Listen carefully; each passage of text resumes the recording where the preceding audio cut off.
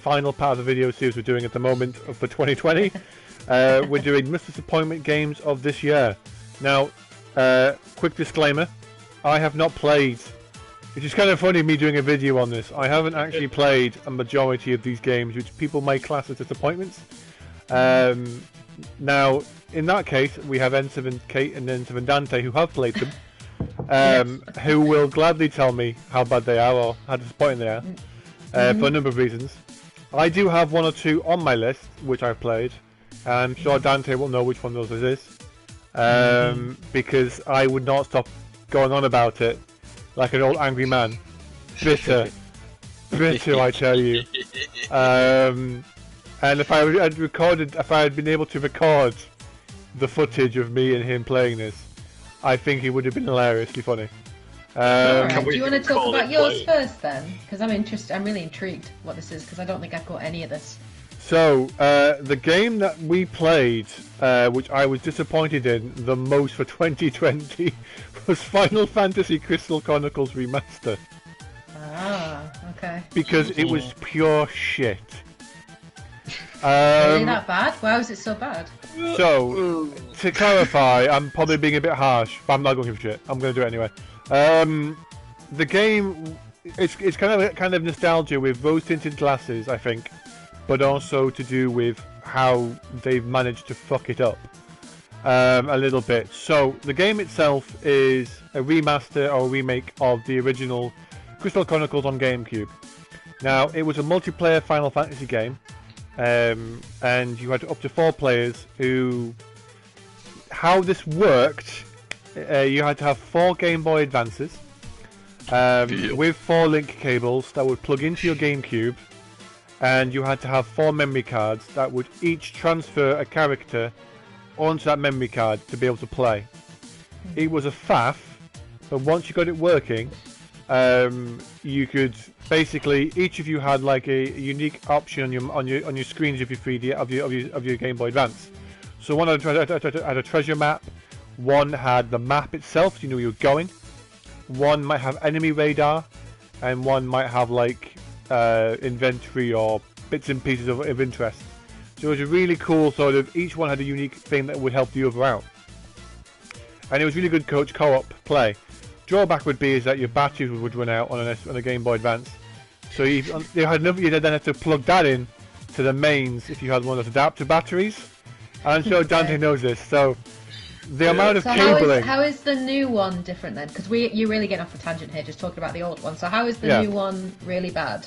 So the new one is really bad because not only is it a real faff to have to find people to join in with your party. Yeah. But you have to complete each level multiple times to progress.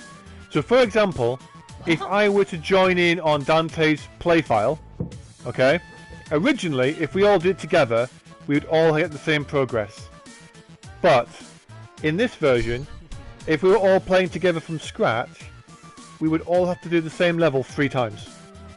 It's basically the host progresses story for their file only, whereas that's really bad. Everybody, because it's feeling really grindy then, because you'd have to just keep replaying the same bits over again. Yes, although to get everything in each level, you'd probably end up grinding them anyway. That's no fun. No one likes grinding. I don't care what anyone says. No one enjoys grinding. Edge likes well, I hate grinding. I hate grinding in games. So, there's no party chat in terms of, because it's cross-play. So you've got Switch, PS4, and mobile device. So on your mobile device, like a phone or a tablet, okay. And depending upon how you link up the friend codes to find each other, you've then got to make sure to. It's a bit of a faff, but once you're used to it, I understand why they've done what they've done. But it could have been done so much better. And then hit it all off, which really pissed me off.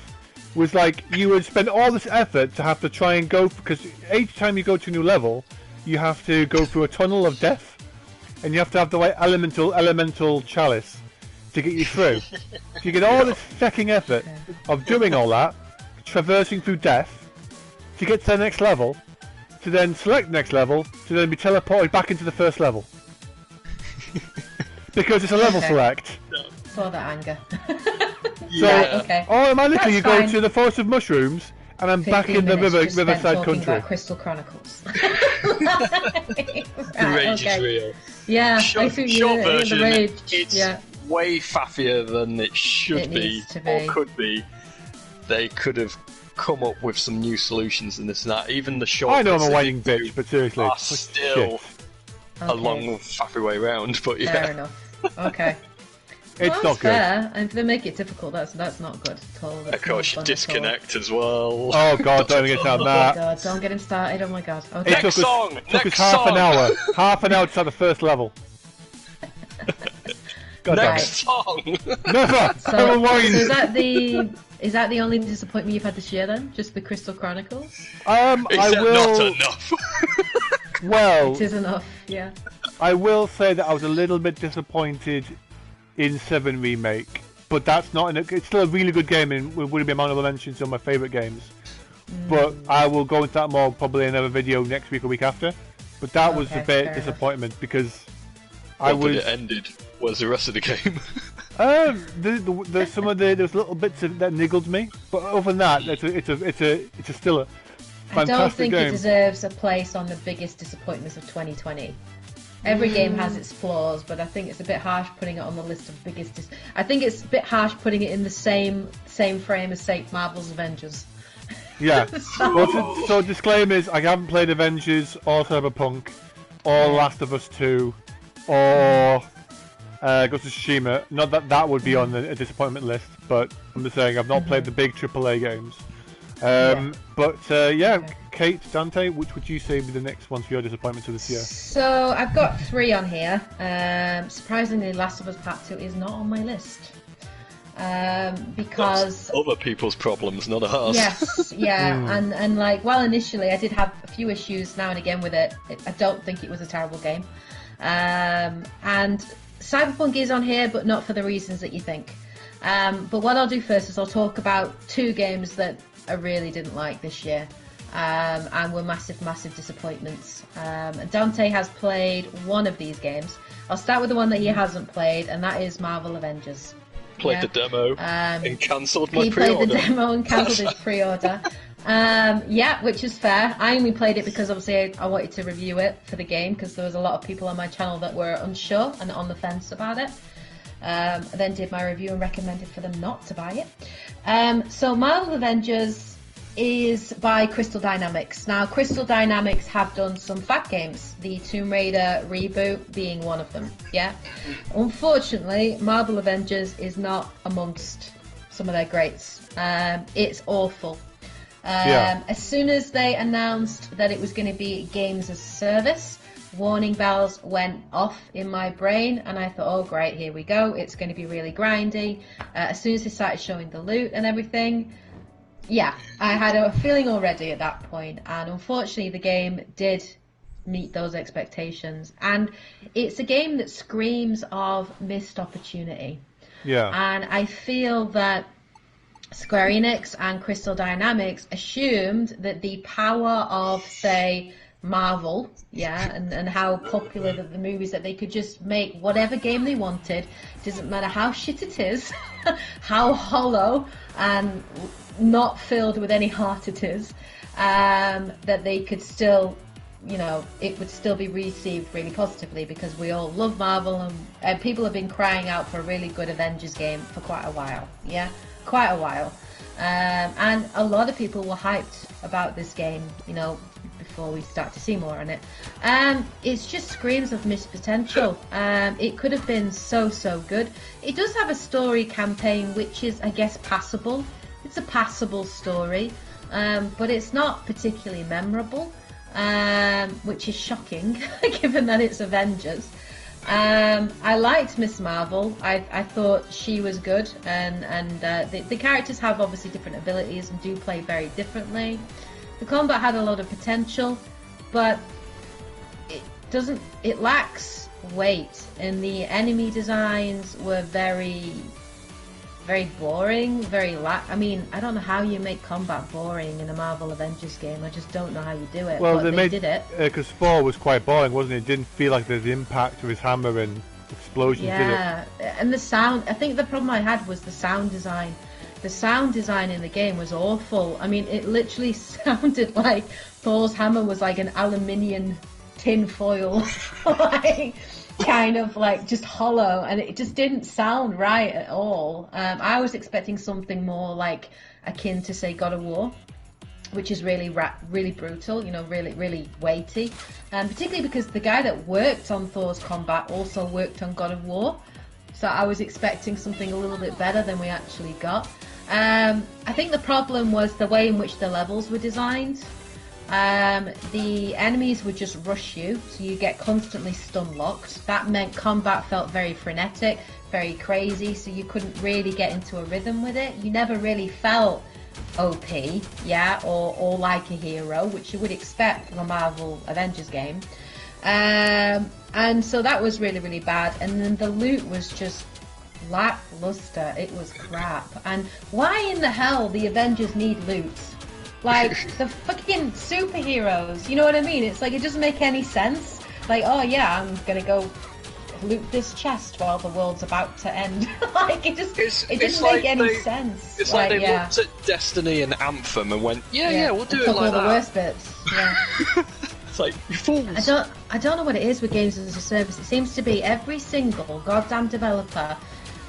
I'm starting to get annoyed, but like they think that this games as a service, because it's a quick way to make money because of microtransactions and monetization, and unfortunately there are a lot of people that spend money in it, and it does make them millions, if not billions. Yeah, I mean it's true, and it's heartbreaking, but they never seem to learn. Like every game review that we do, or reviewers are saying the same critical things, the same criticisms, lackluster loot and really poor story, blah blah blah. They always seem to repeat the same mistakes.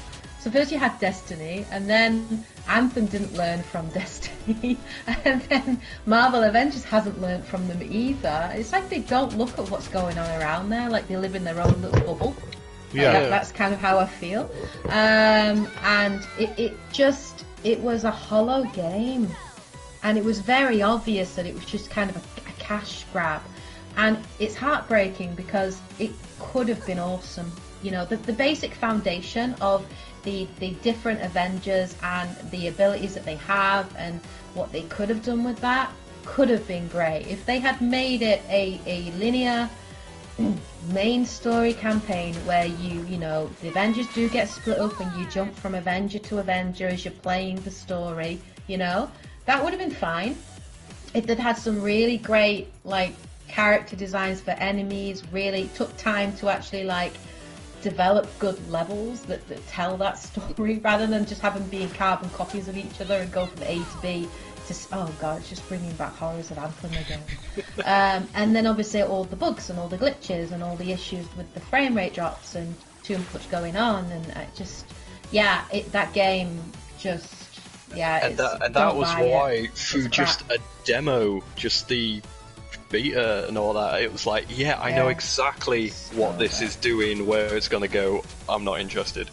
So sadly not enough other people then quit on it instantly to tell them, don't buy this shit and it won't get made like that again. It's a dead game, and then the issue is it's supposed to be an online game, but no one's playing it, so you can't do matchmaking. So you have to grind through these levels with really shitty AI companions that don't play the objective, get in your way half of the time. It's awful. Don't play it, Edge. Just avoid it. Avoid it like the plague. That's all I would say. But that probably, Marvel Avengers was probably my biggest disappointment of this year. That was my biggest one. No one online's asking for a refund on that game, though, are they? No. True. That's true. That's a very good point, because Crystal Dynamics have not offered it. Yeah. Mm-hmm. All these terrible games like Fallout 76, they've not been offered them. They were worse, But anyway, we digress. Fallout. The second game, obviously, I want to talk about, for me, was a big disappointment and didn't live up to what I was expecting. Was Watch Dogs Legion. That is another game that had a lot of potential, most definitely.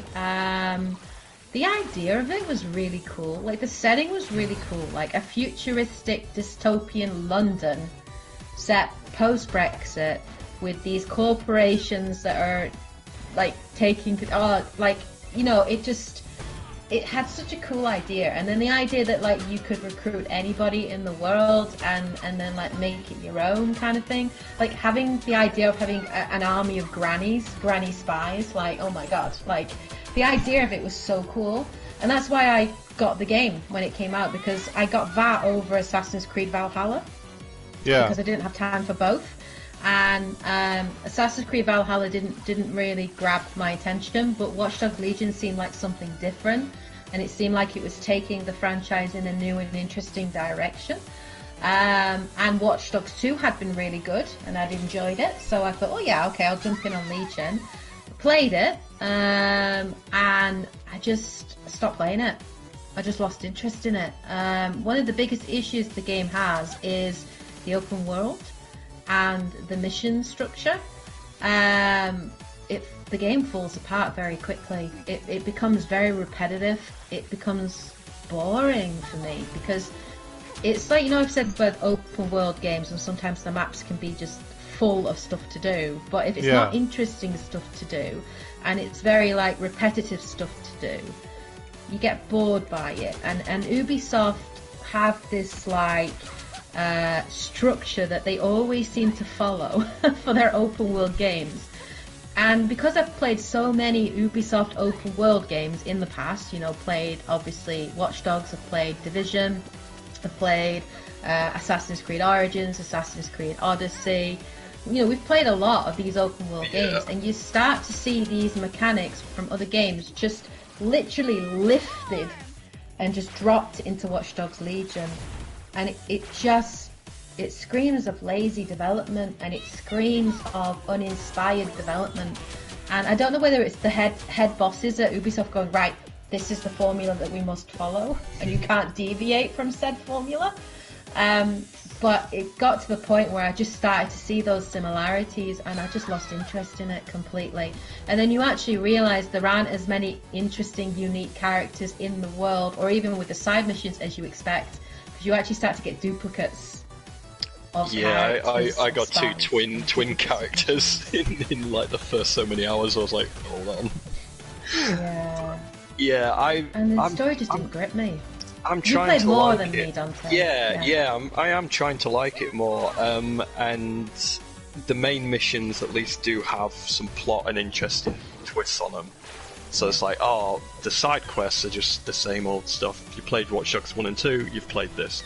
But there are some little things still keeping me at least a bit interested. But yeah, like you say, getting a bit samey when you thought you could, you know, recruit anyone. You then start to realise, you know, the recruitment process starts to get repeaty. It's like, oh, they've been wronged by either enemy faction 1 or 2. Go either save them or hack them. Right, okay. And then come back and then do this. And then one of the main story ones, I was wanting to get into that because it was starting to get interesting. And it sent me to one end of the map, fast travel, loading screen. Okay, I've done a little thing there. The other end of the map now, right, fine. Fast travel, loading screen. Oh, what? You are sending me back to point A again? No! Stuff like that. It does have disappointment. What's weird is I'm still looking forward to some sort of co-op mode with it, because I think that would be fun to play. But it still might not save it. But I can still see me going back to it at some point to at least complete the storyline, see what it was about. But I think you've enjoyed it more than me. It was potential yet again, but also I hadn't been rinsing Assassin's Creed as much. Like I'd played all the originals again, but you went further and played the more newer ones again as well. Yeah, because I've played so many Ubisoft games, you just start to see it and everything, get tired of it. Burnt out with the Ubisoft's formula kind of thing. But yeah, it could have been a bit more. Yeah. And then obviously the last elephant in the room we could talk about is Cyberpunk 2077. Yeah. Well. Which technically is just, awesome game, however. Heartbreaking. It's heartbreaking that I have to talk about this game in this kind of video. You know, and you all know, like, BioWare used to be my favourite studio, obviously, because of the Mass Effect trilogy. They then went downhill with, you know, Andromeda wasn't terrible, but wasn't as good. Anthem was freaking shocking and awful. I am nervous for the future of Bioware, but then CD Projekt Red kind of replaced them as my, like, next favourite studio. They were the messiah. You were the chosen one! You were the chosen one! You were supposed to destroy them, not join them! Like, and that's literally how it feels. And it's so heartbreaking because obviously it's a really good game, but as we all know, it's had massive performance issues.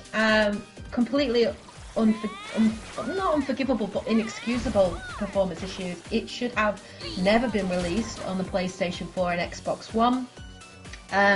I think it either should have been delayed to give them more time to work on obviously on those platforms, you know, to make the game at least run. No one ever expected the game to run the same quality or same level as it was, say, going to do on the PlayStation 5 or the Xbox Series X or PC, but people certainly expected it to at least run. Yeah. Yeah. Well, and the performance has been so varied and so different for people. Like for some people, it's been completely unplayable, with the frame rates dropping to 10s, 15s, 20s. That's shocking. There've been bugs, obviously, and visual glitches. People dropping through the world, cars appearing out of nowhere. There've been some game-breaking bugs as well, like missions not progressing. Hard crashes of the game. I've had a couple myself. You've had a few, Dante, too. Quite a lot. And you've been playing it on PlayStation 4, Dante, so you've really been playing it on sort of... Challenge mode. Let's Challenge go. mode. That's one way to put it. Let's Obviously, see how I can push this console. Yeah, I mean, obviously, I've been playing it on PlayStation 5, so I have had issues. I have had performance bugs and things like that, but generally when the game is running and playing... it plays at 60 frames per second, so that's great. But the heartbreaking thing is when it does do that, when you do have those hard game crashes and you do have the visual bugs, it pulls you out. You know, the game never lets you get fully immersed because something happens and you go, well, that's not right. Well, that shouldn't be there. What the hell is that NPC doing? Yeah, and you just spot all these things and it pulls you out of it. And like there's been a few visual glitches where like some of the menus have popped up over, like overlapping menus or pop-ups and things and over something, and I've had to like reload the game to get rid of it and stuff like that. Luckily, because I'm on the PlayStation 5, that reloading is pretty quick because of the SSD card, so that's been fine, but it does pull you out of that. I know, sorry, but it does pull you out of that immersion, and that's really bad because it is such an incredible world. It's a game about immersion. You are proper playing a role in that sea. Yeah, and like when you can immerse yourself in it, you get lost in it, and it's fab. It's the bread and butter of what is there is great, is incredible, but unfortunately these performance issues, they are really affecting it. And I think the biggest disappointment, is the game's performance bugs, but I think it's actually CD Projekt Red and what we've learned about them and about the way in which this game was, a lot of things were hidden and a lot of the marketing was quite false and quite misleading. And part of it is because of our own hype. We've kind of put ourselves in the position. We hyped up this game so much, so ridiculously, it's almost like it was never going to live up to expectations because we'd hyped the game up so high that the higher you hype something up, the more it's going to fall. You know what I mean? And the harder that fall is going to be because you put it on this kind of pedestal. And people did. They put it on this, like, this is going to be the game of all games. It's going to be the messiah of games. It's going to change gaming and revolutionize the world. And it's going to be a mind-blowing experience. And it's a game at the end of the day. And these are people that make the game. And they're fallible. They're people. Not to excuse what CD Projekt Red have done.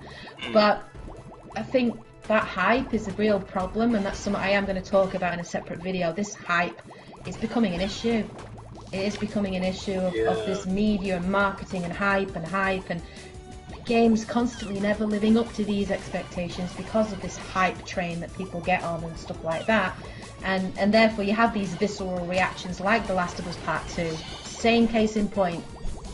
It's a sequel to a game that's beloved, that people have been waiting for years. People got hyped up on it, expecting it to be this messiah of a game, and it did something that was unpopular. And the visceral hate that came out against it was just ridiculous. And we could do a whole separate discussion on this, which I think would be a really interesting discussion to do, for sure. Didn't follow their headcanon, so boom, therefore it's trash. But I think the way in which, like, the CD Projekt Red had only shown, like, the PC footage, and had really shown the game on the highest tech, shiniest PC, and hadn't really shown it playing on PlayStation 4 and Xbox One. They had virtually hidden that, and had almost shown too much, you know, and too early, so that when the final product doesn't meet what they'd shown early, then people criticise it. And say, oh, that's missing, and that's missing, and that's missing. Well, that's game development. That happens, with games. And it doesn't matter how much the developer says that, people ain't going to listen. You know what I mean? But I think that the most shady part was the way in which they controlled the review process. Did you guys hear about that? Yeah. No. So basically, CD Projekt Red, when they gave review copies to reviewers, whether it's YouTubers, you know, big review companies like IGN, GameSpot, and so on, they only gave PC copies of the game. They refused to give any console versions, like keys for the game. So they could only review the PC version, which obviously was the smoothest version. They then would not allow them to use their own footage that they had captured and recorded during the review process. They could only use stock footage that had been approved by CD Projekt Red. So when the reviews came out, and these review companies were talking about it, and they were scoring the game 9 out of 10 and saying it was an incredible game, well, it was for them because they played it on the PC. So then when the game came out on PlayStation 4 and Xbox One, and, you know, was virtually unplayable, like, it was to cover that up. So that, because obviously if these reviewers have come out and saying don't buy it on PlayStation 4, it's not ready, everybody would have cancelled their pre-orders and would have waited, or would have got it on PC or a different format. And CD Projekt Red, I mean, they sold 11 million copies on the first day, just from pre-orders. They made back their development costs in 1 day because of all these pre-orders, and that's because of all the hype that was involved in it. Now, obviously, there's a lot of people trying to get refunds on the PlayStation 4 now, and that's the whole thing. This is why I'm going to do a separate video on it, because it's very complicated, like what actually happened behind it. But the major problems behind it is because of the way in which the game was marketed, the lack of transparency on CD Projekt Red's part, with Marcin Lewinsky, I think it was the CEO, I think it was back in January, he said the game was playable, complete, and then he said the game ran surprisingly well on last-gen consoles. I'm like, if that's your surprisingly well, what the hell kind of state was the game in before? Couldn't even load. Exactly. So, like, there was just, and that's what he was telling his investors and things like that, obviously, because money. So I think a lot of it was mismanaged, and that's the really heartbreaking thing. Of, you always thought CD Projekt Red have always touted itself to be this company that puts gamers first and has the respect for gamers and wants to give them value for money, and always said that they were above such things as microtransactions and were better than companies like Bethesda and EA that pushed out games, and, you know, the game would be released when it was ready, and that hasn't happened. And that just shows you that there's still a corporation at heart that are only interested in money. And it's had a massive impact on their reputation, and it's going to take them a long time if they're ever going to get that back again, because they've lost a lot of that goodwill and reputation that they had previously. And I think, so that's my biggest disappointment, is the way in which it launched. And I wouldn't have had an issue if they've said, what they should have made the decision on is, if you can't make it run on last-gen hardware, on PS4 and Xbox One, because the game is ambitious, it's a really ambitious game, if you could not make that work on last-gen, then make the call. Just say, do you know what, guys? For us to bring our vision to you the way that we want to, the way that we imagine it, because it's our game, this game will only be available on PC and next gen only. Yeah. And just make that call. Or you go, right, the PC version is ready. We're going to release the PC version in November, so those people that have a good PC can play it on that. And we're going to work on the console version, and that will come out at some point next year. Because that's what the extra delay was on the end. So the 1 month delay. They were like, oh, we've realised really bad on the old gen consoles. We should try and fix those, but it still wasn't enough. Yeah, should have just. Well, Jason Schreier revealed you know, Jason Schreier does a lot of insider insights because he has connections everywhere, apparently. He did an article yesterday. There are divisions going on in CD Projekt Red at the moment. There was a massive meeting between the development team and the management team, and the developers are not happy with the way in which the game was marketed. I can see the way in which the game has been released. I can see why you've got to make an entirely separate video on all this. Yeah, it's there's a lot going on behind the scenes. So if you're not aware, check out my video because it'll be really interesting for you. I definitely will at some point. Yeah, but yeah, that's probably one of the biggest disappointments of this year, and then that's it. I think that's enough. Yeah. 2020 in general, yeah. Yeah, 2020, yeah. Great way to finish 2020. Yay! Oh yeah. I'm still enjoying the game though when it works, but yeah, it's definitely that. But is there anything else that you guys want to mention? I can't think of anything because I can't. It's hard for me because I've not played a lot of them, and it's a comment I wanted to think about a little bit, which was obviously with AAA games, it's becoming more and more common now that we kind of don't care.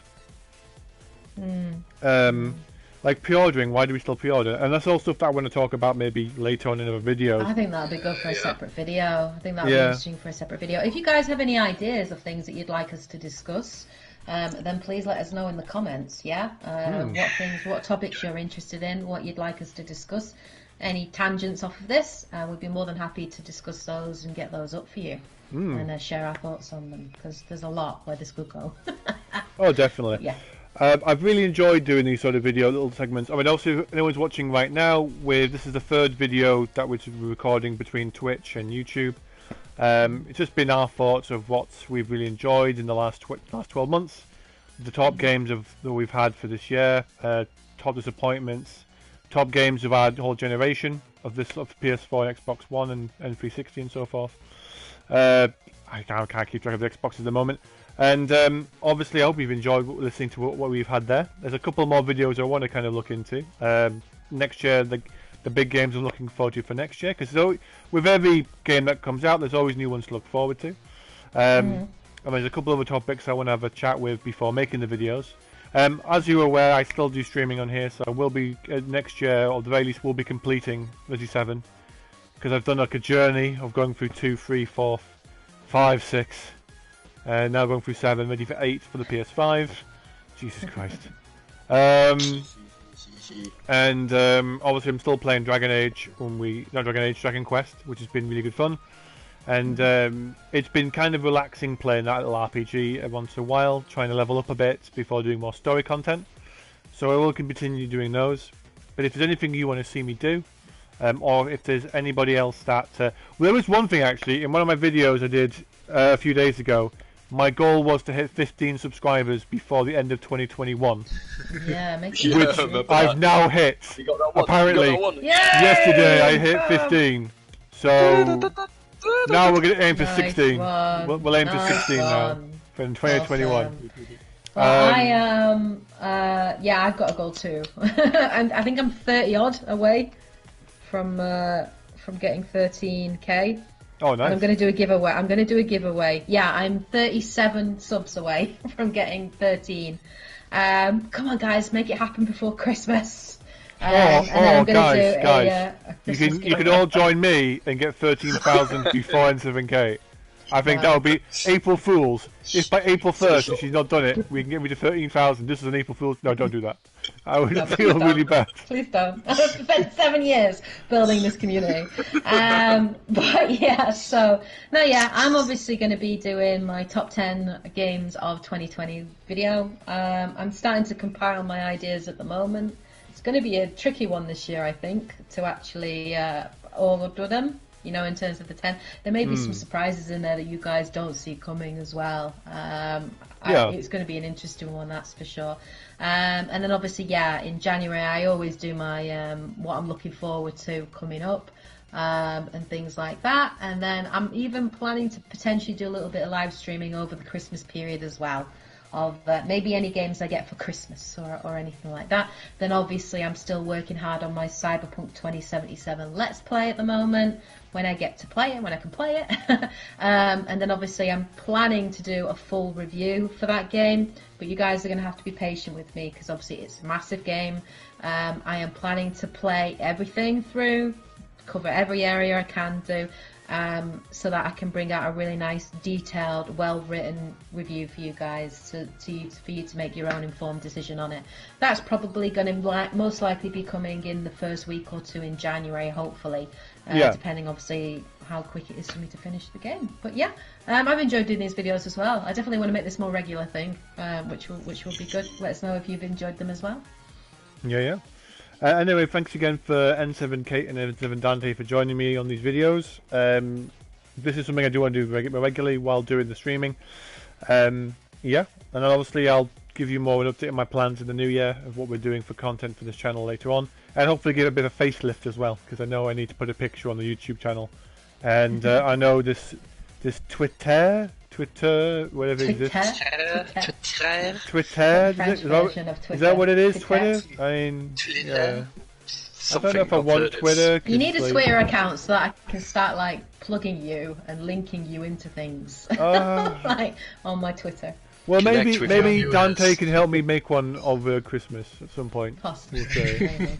I'm going to be going into the 21st century kit. I had one for years. No one even used it. Like the one someone made it for me years ago, and I had 500 Twitter followers, and I never posted a damn thing, and it's gone. I'm not resurrecting it. I didn't want it in the first place.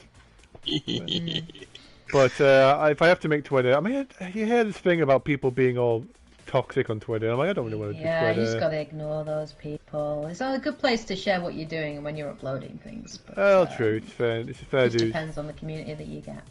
That's social media for you. It is. Yep.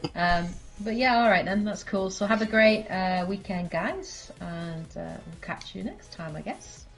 Catch you next time, and if you enjoy what you've seen, please leave a comment and subscribe. Come on, 30,000 be friends with me, Kate. I'm joking. No. Please don't leave me.